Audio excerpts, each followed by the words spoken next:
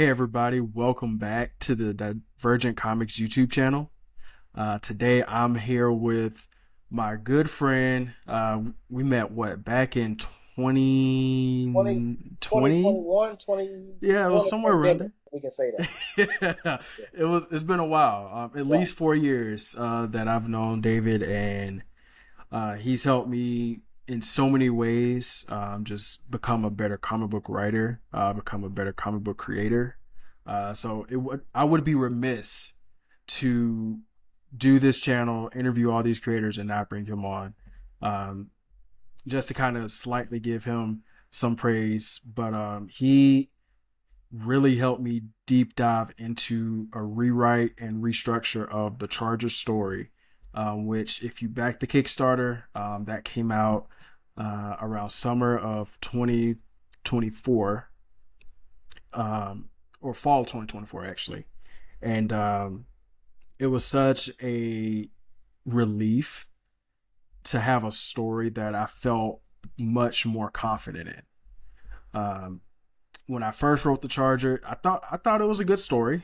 And David was like, even saying like, yeah, there's some good stuff here. Yeah. There was something there that we could work with. But it wasn't until he showed me like his process, things that he's learned from different editors that he's worked with, some of the different classes he's taken on writing, things of that nature, that really helped me bring out the best in that story. And I take that process that he's given me and apply it to everything I do now, which has made, in my opinion, my writing much better. So, like I said, I had to bring David on to interview him, talk about what he does in comics. So, without further ado, David, tell the people about who you are and about your comic creating journey. Oh no, thank you, thank you. So, as he mentioned, we became friends during the pandemic, mainly through Facebook. Mm-hmm. I can't remember which group it was, but we were probably commenting on someone else's posts and things like that, and that's really, I believe that's really how we became friends. Mm-hmm. And so I've been a creator pretty much since I've been a child. Um, I even remember when I was in the second grade and I was sitting in the back of the class and I'm just drawing and drawing and drawing. And so I've been honing my craft for a long time. But unfortunately, when I went to college, early 2000s, I left that talent of drawing for the computer. Mm-hmm. And I never picked that talent back up of drawing. So I focus on stories now. Uh, since 2020, I decided to really dig into what I really want to do. Mm-hmm. Before then, it was just like survival, paying bills, getting a job. But once 2020 hit and I had a time to sit at home, I said, you know what? I'm going to do what I finally love to do, which Mm-hmm. is creating. Um, my first story was The Captivating Light. And I can't say it wasn't a hit.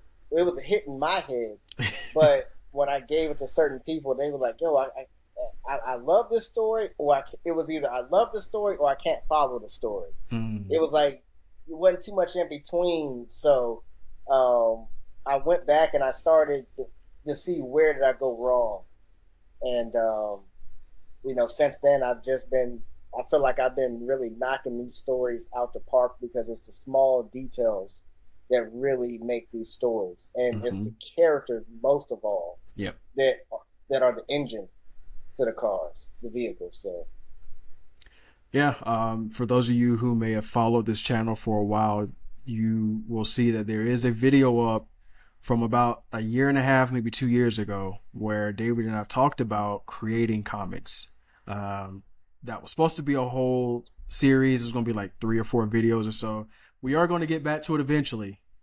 um, yeah, but one of the things that David and I both agree on is that character and story is very important when it comes to creating in general, whether it be comics, whether it be TV, whether it be movies, whatever.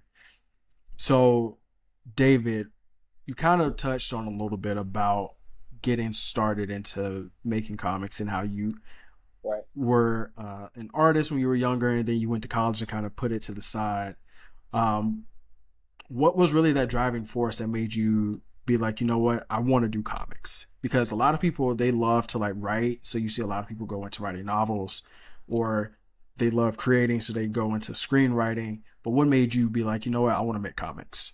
And to be honest, I think I was born and gifted to do it because since a Mm-hmm. child, I would always love to come up with stories, and I was my father's only child, which meant that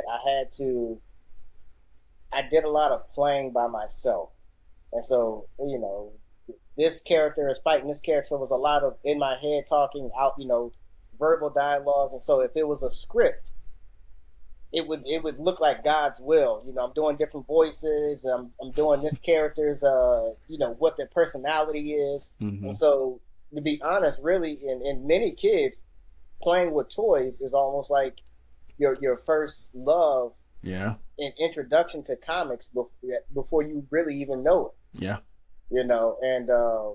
And so I just had a passion for it, and it just developed over time. Like I said, being a creator, I used to invent things when I was younger, business and business ideas and things like that.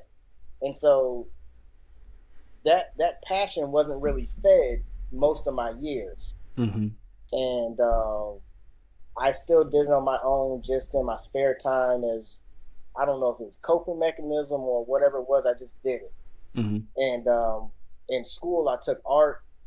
Uh, High school, I took art, and I used to be super good at drawing anime. Mm-hmm. And now I got to pay somebody to draw my anime. But yes, I used to be super good, and I used to when I would look at that artwork, I'm like, golly, like I used to love how it looked. Mm-hmm. The fruit of what you created and the investment in what you put in, and that kind of helped. That drove my passion and my desire to want to be a comic creator. Mm-hmm. So Yeah. I think about how when I was younger, I remember this vividly. I mm, created a comic book character that's now the comic book character, the Charger, but mm, just in a different version. But I created the character when I was like 10 years old.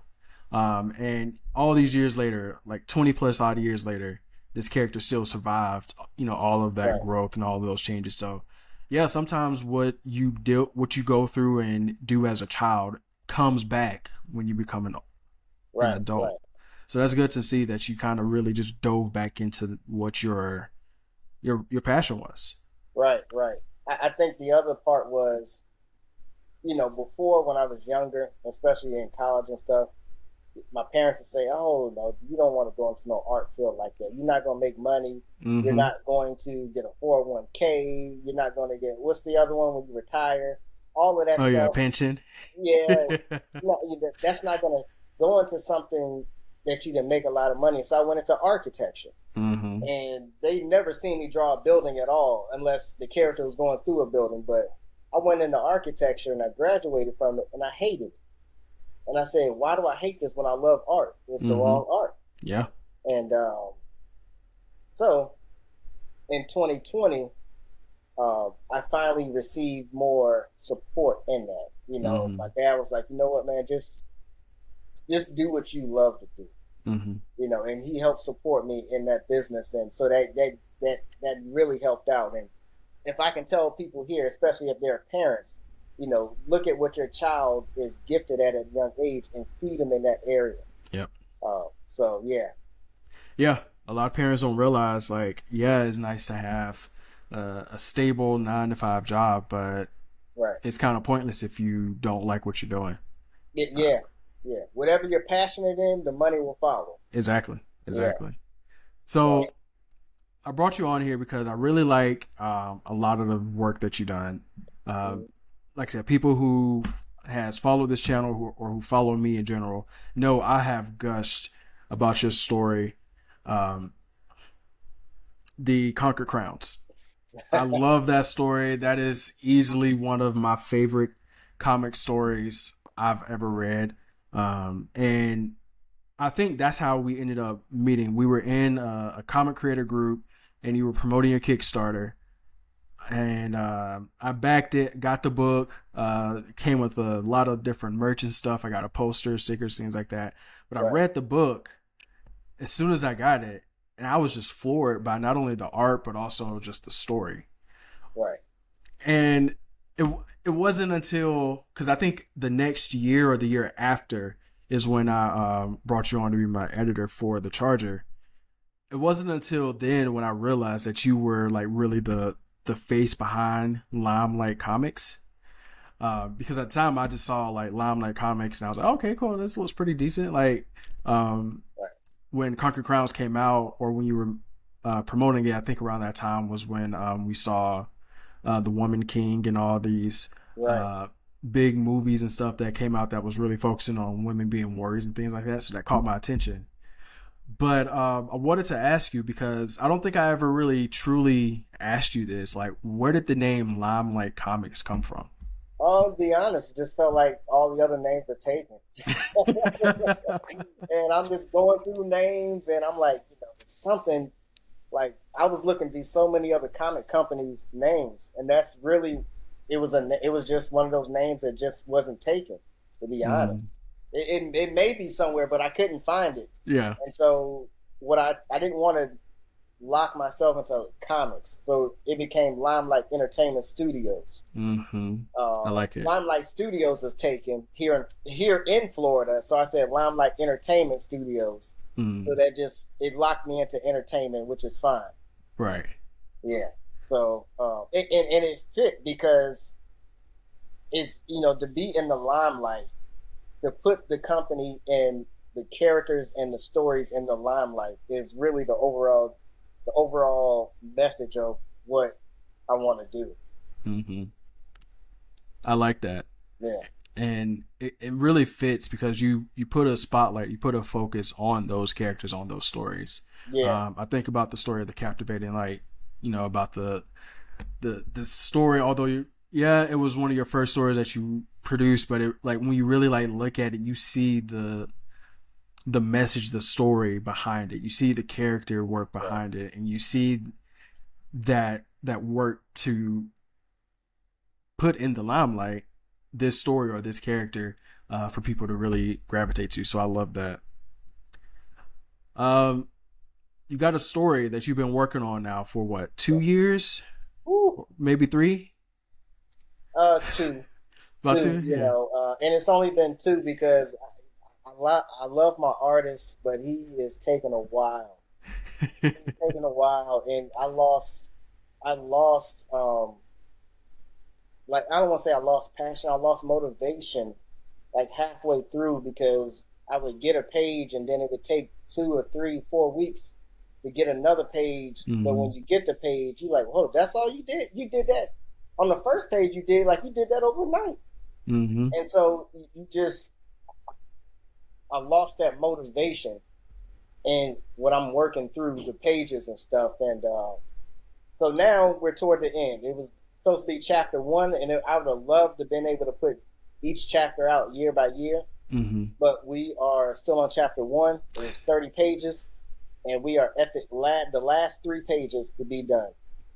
Nice. So for So, those of you who don't know, this story is called God's Will.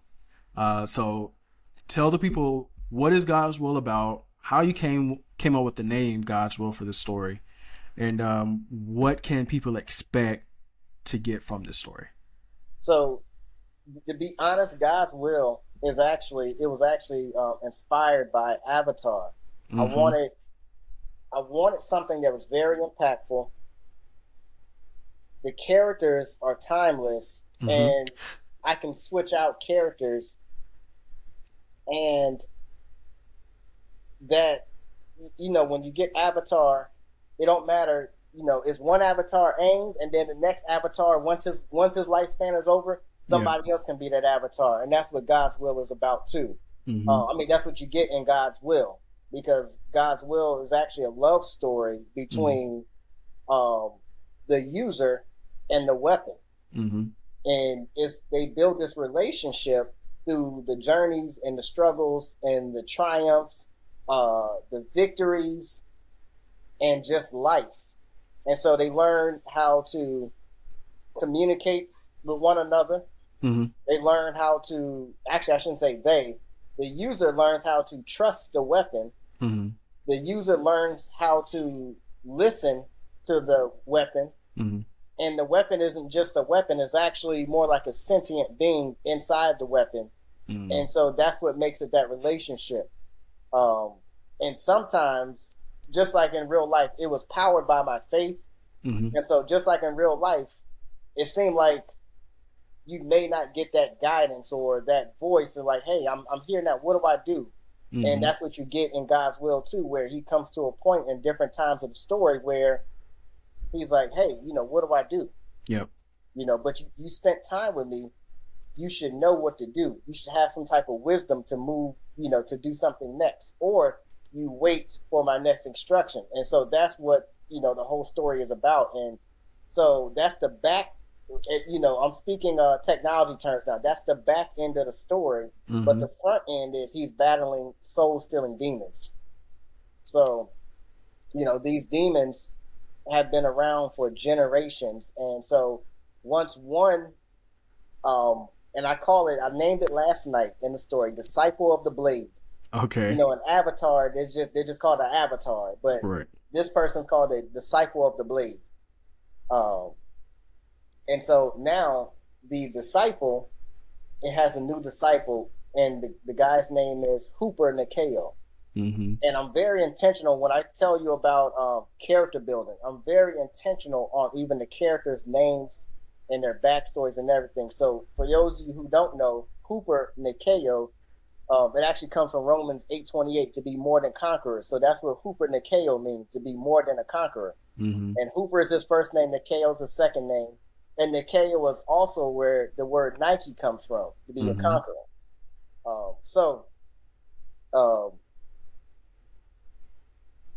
The story starts off where he's reminiscing, or he's thinking about why is he chosen to be the next family shepherd. Why can't he go out and do something greater, a greater adventure, go out and live life? He comes from a small village. Mm-hmm. Some soul-stealing demons have entered into some animals, and that throws him immediately into action on his journey, and the story goes from there. Also, you get a little bit of what is it? What's that pirate show that's on Netflix? Oh, One Piece. What is it? One Piece. One Piece. Yes, that was another inspiration. How they went from location to location, and a lot of the anime is the same. Like when we talk about Avatar, it's like you pick up friends, you keep traveling everywhere, and character building. So yeah, you get that. Yeah. One thing I want to highlight that you mentioned when you talk about your character development, you talk about the story of God's will, how it focuses on Hooper Nikeo, and how you were very intentional with coming up with the name. So David and I, we talk quite often. We share information in regards to stories we're working on. We both give each other feedback, help each other with whatever we're working on. So when he told me this name, and he told me the meaning behind it, and he showed me what he was doing with this story, I was sold. But then I got to start seeing like aspects of the script and start seeing like some of the artwork that was being made for each of the pages. And then I was just like, I need this out now. So it was very disappointing when the artist, who's taken over a year to finish this chapter 1 of this story, it still hasn't finished. So that's been disappointing for sure. Yeah. And I doubled his rate even then. I was like, hey, I'm gonna double your, and it was like, well. And he's a great artist, and it's hard to let go when you got a great artist. Mm-hmm. And you want to keep that relationship going with the other artists. So that is true. If you find, as a comic creator, if you find an artist, or you find an artist that either can get your vision or can work with you in a way that they understand what you're going for and they can enhance that, almost impossible to find. Yeah, totally agree. Totally, in me and Gary. I send every time I get a page, every time I get a sketch back from the artist, I send it to him. I'm like, "What do you think?" And he notices it's the small details that sell the emotion of the story. So if Yep. I give my artist 5 panels, he may give me back. I give him a 5 panel script. He'll give me back five. He'll give me back 6 to 7 panels, and those extra panels are in there to help sell the emotion. Just to add that one extra step to connect from panel 1 to panel 3, that emotion that you should be seeing, and that's what anime does so well compared to comics to me. Yeah. And yeah. So that's why I decided to do a manga on this one. But manga comics is you can adopt it and make it very similar. It's just small things like grabbing that emotion and Right. adding it in there. So That is true. it may be more than 22 pages, but or it may be more than the standard 5 panels on a page. That's true. Yeah. Yeah, but it makes a difference in your storytelling. So God's Will. You mentioned that you're almost done with chapter 1. Right. It's 30 pages. You're on what, about 28, 29 now. 28. Last time we talked. Yeah. Yeah. So, I guess one more question about it, because you told us the inspiration of the story. You told us some backstory. I think you got people a little bit excited with, what you had planned for this story and like the deeper meaning behind the name of the character and all that. Right. When do you plan on releasing this story? So, I really believe he'll finish these last few pages but in September sometime. Okay. And then he also has to do a cover. Okay. I would get somebody else to do it, but I want to stick with the same artist on it. And I got to come up with something that's just going to stand out, but it's something simple. Right. Not over elaborate, but if you look at my covers a lot of times, except for Conquered Crowns, I love, like, I'll do something like an all black cover and just throw the bright logo on it, the green logo of God's Will, and or I'll do something simple like that, because when you go and look in a comic shop, something that's one color and then it has that image on it, it pops out more than the other covers. So I'm very intentional on the cover. Because I got a business background, and so I try to look at things like that. And, right. So I'm saying I want to say at least October. Okay. I want to release it October. That'll give me a chance to get the cover done, these last few pages, and heck, to be honest, we may even get a sneak peek of the first few pages of chapter 2. If he's working quick enough, I don't know. Honestly, right? I'm just throwing it out there, but or I may even come up with some other things. Maybe an anthology where I include Conquered Crowns and some of the other stories. But God's Will, I'm saying October. Nice. Do you plan on doing a Kickstarter for it? I did a Kickstarter for Conquered Crowns, and I felt like that hurt me because I was growing during that time period, and I ended up rupturing my Achilles heel, and it threw everything off, because financially now I couldn't fulfill everything that I needed for Conquered Crowns at that time. I did over time, but I know I lost some momentum and some backers on that. So I may try just to kind of see what who's still following. Gotcha. Because I haven't put out a project in a while, and that's really due to the technology I've been working on over time, and also the artist taking a while. So yeah. So I'll give you some time to talk about the technology you're working on, because I'm a big fan of it. And I'm pretty excited to see what you're doing. But before we do that, I wanted to ask you, because you don't just make comics. You are currently working on a novel called Beyond Blended. You've written a screenplay for a TV series. I actually got to read and it's really helped me with working on my TV series. So you kind of have your hand in a lot of different things. You know, at the top you mentioned that your company is called Limelight Entertainment Studios. Right. So what was your mindset, or why did you choose to go down a diverse avenue of story making rather than just focusing on one specific format? Um, I would say that now I'm starting to learn that maybe it's me, but it's not for everybody. Mm-hmm. Um, and I noticed, like, even in architecture, when we did architecture, we didn't focus on one project every day. We did 2 or 3 projects in that same day. Mm-hmm. You know, we'll be doing a project and then we'll say, hey, this one is priority now because we just got this back. And so now we're hustling up on this project. And then it'll say at the last hour, give this other project, give it an hour of your time. Mm-hmm. And so I think in my years of doing architecture, I learned that part. Okay. But I always used to just focus on one thing because all I really had was one idea at the time.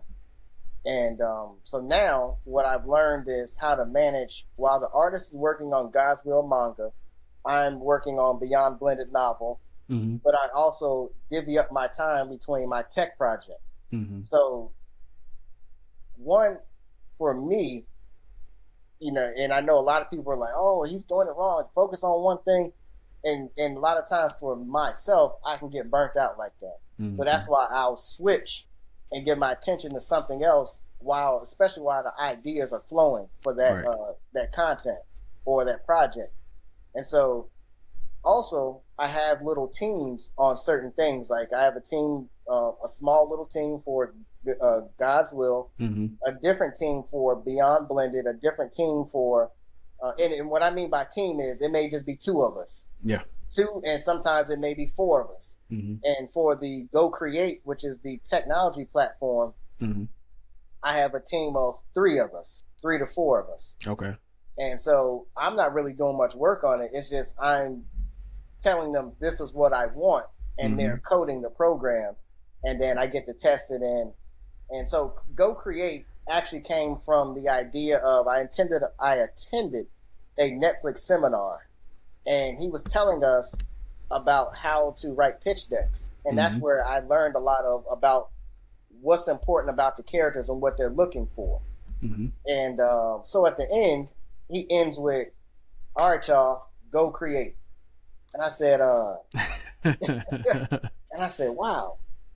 And I'm like, yeah, I just got a lot that he just said, but when he said go create, it's like I seen the platform that I'm working on now, which is many creators, they have 4 or 5, 3 to 1, let's just say 2 to 5 different apps that they use to Mm-hmm. manage their story. They're writing it Final Draft, Microsoft Word, Mm-hmm. whatever text editor that they're using, and then they'll use Google Slides for pitch deck, then they'll use Canva. And so what Go Create is, it brings 5 different main tools into one platform so you don't have to switch. Mm-hmm. You can manage and come up with your characters. The important questions that you should be answering about your characters are there. Yep. Your show cross, your log line, all of that's in story management. Mm-hmm. And then it goes to script writing, and then it goes to slides, which is like building your pitch deck, or if you want to build a one pager just for your character, or you want to pitch it to Hollywood, whatever you want to do. And then it talks about the business side of things, which a lot of creators aren't really privy to. And so it goes into the business side of things, licensing and things like that. And then we're working on a production side where hopefully the end goal is to be able to get something like if the artist wants to draw within the platform. Mm-hmm. If I can't even think right now, but just the production side would go into there. So everything would be I call the platform the Canva for storytellers, because Canva does everything. It does, yeah. So Canva for storytellers, an all-in-one creative story writer suite.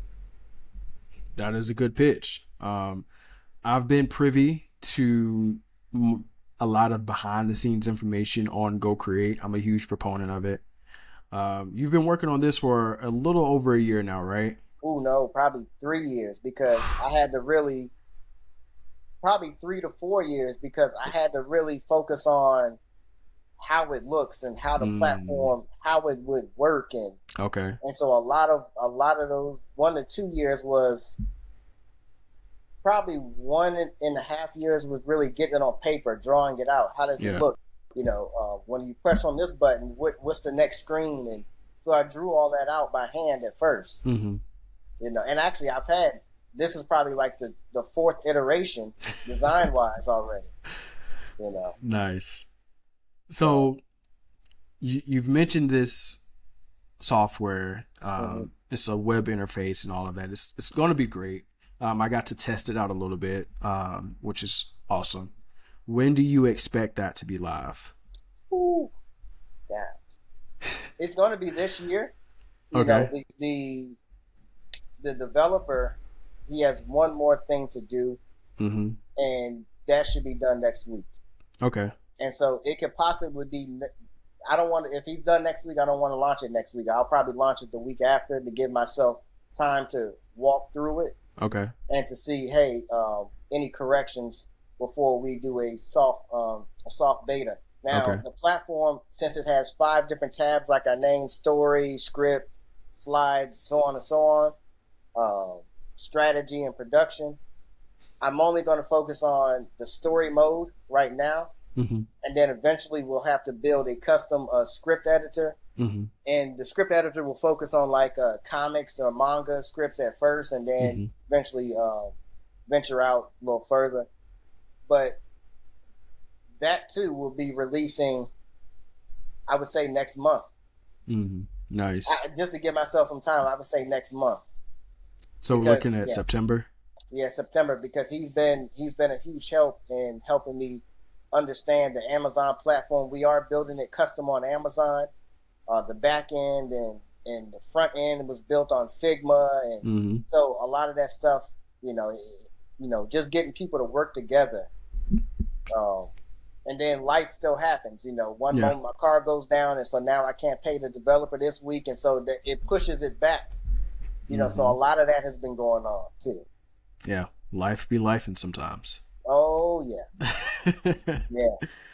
So, last thing I want to talk about in regards to things that you're working on. We briefly mentioned it, but Beyond Blended, you've been working on this, I know, for at least 3 years, probably longer, knowing you. But this is a story that you have, instead of making it a comic, you've decided to make it a novel.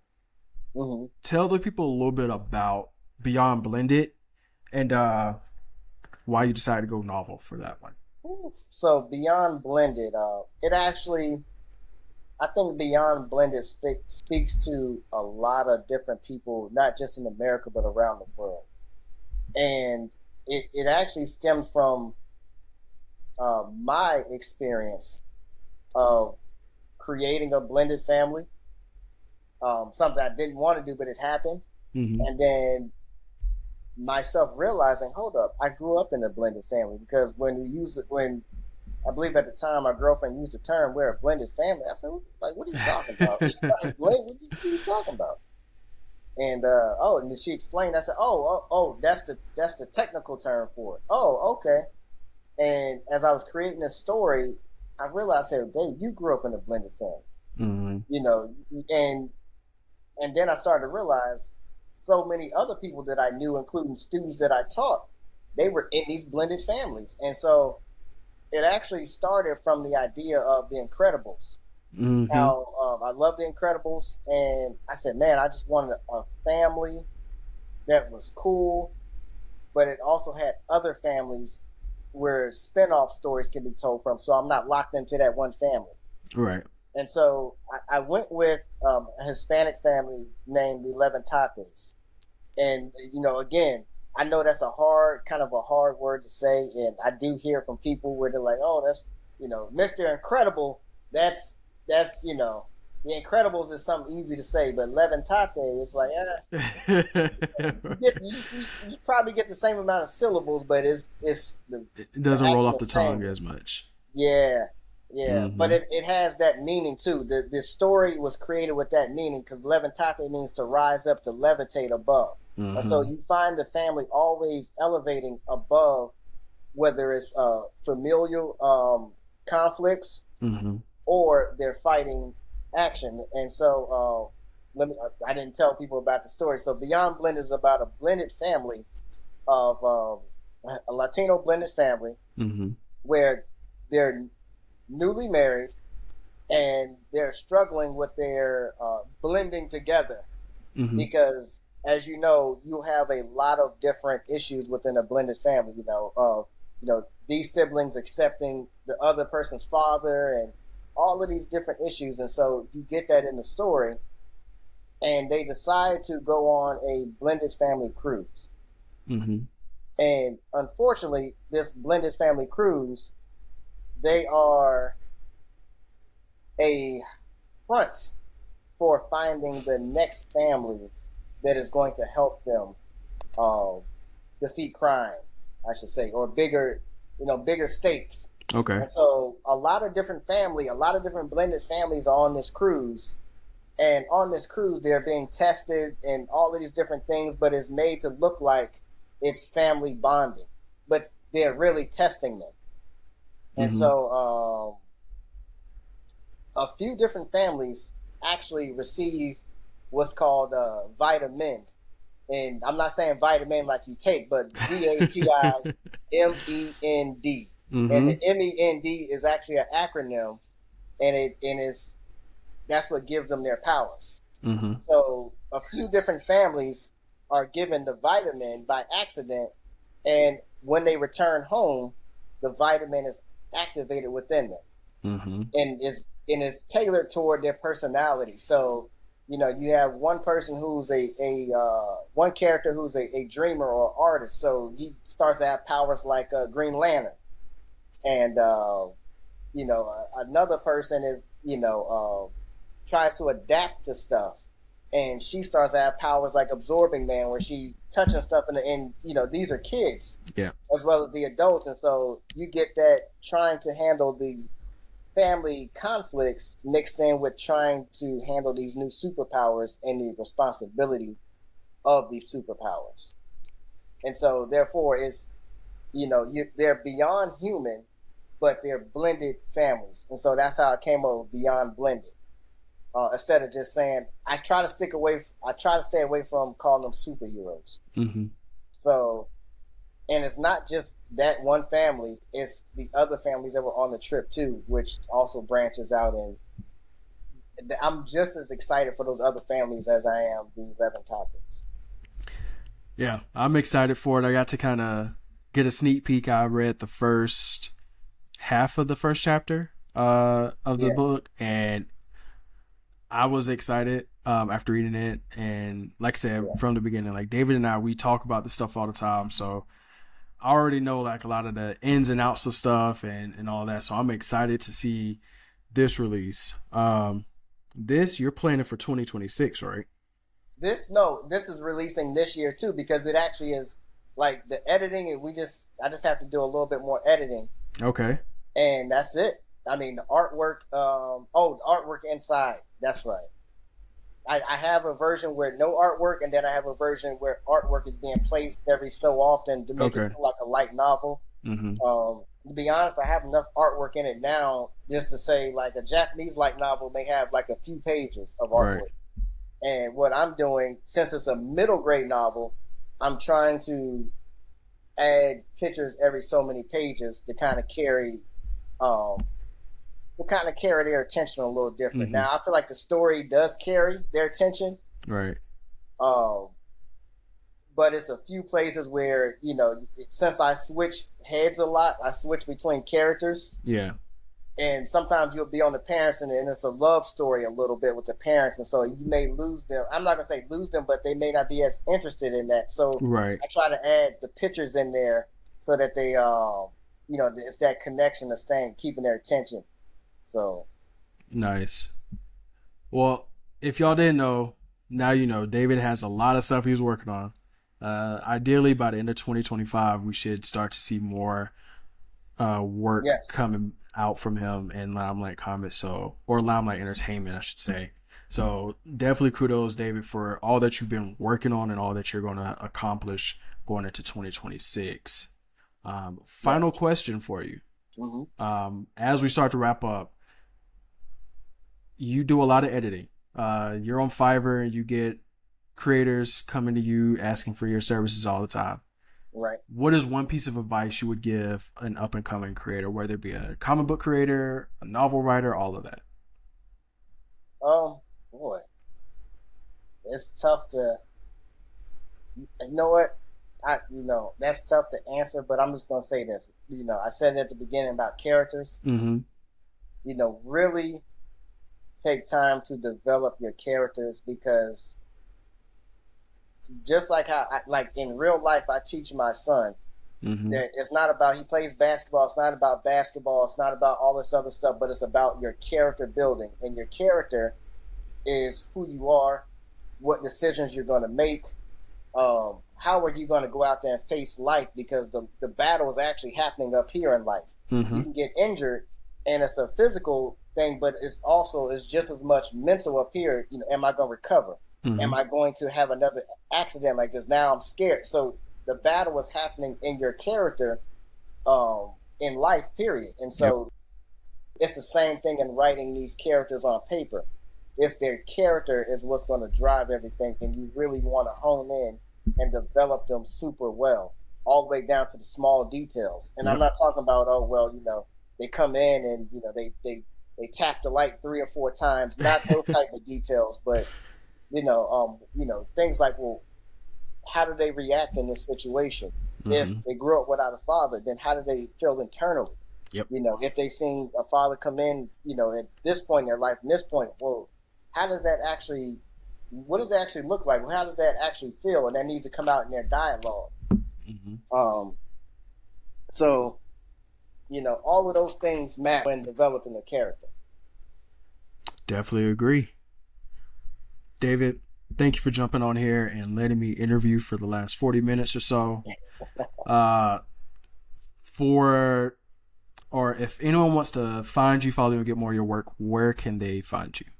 Limelight Comics. If they type it in, I'm glad that it pops up when you go to search. So,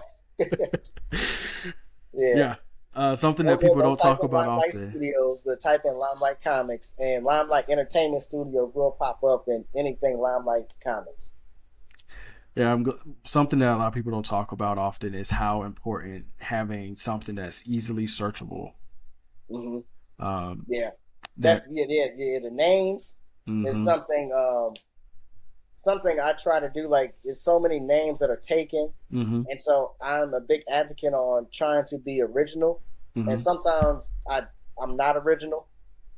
I may take something like, let's just say Limelight Comics was taken, and I would be like, okay, Limelight, I'm gonna spell it Lyme, like, So I'm not gonna say I get lazy, but sometimes I just be like, I really like that Limelight, and I'm gonna stick with it, and I'm gonna find another way to make it. But otherwise, 98% of the time, I like coming up with original names. Yeah. Yep. It's hard to come up with original names now, but if you can find a way to make it original, it works. Yeah. So everyone, go follow David all over social media at Limelight Comics. Links will be in the description below. We'll have everything so you can keep in touch with him, find out when he's releasing new content, when he's releasing his books, all that stuff. Stay involved, because you're going to want to see when these things from Limelight Comics and Limelight Entertainment come out.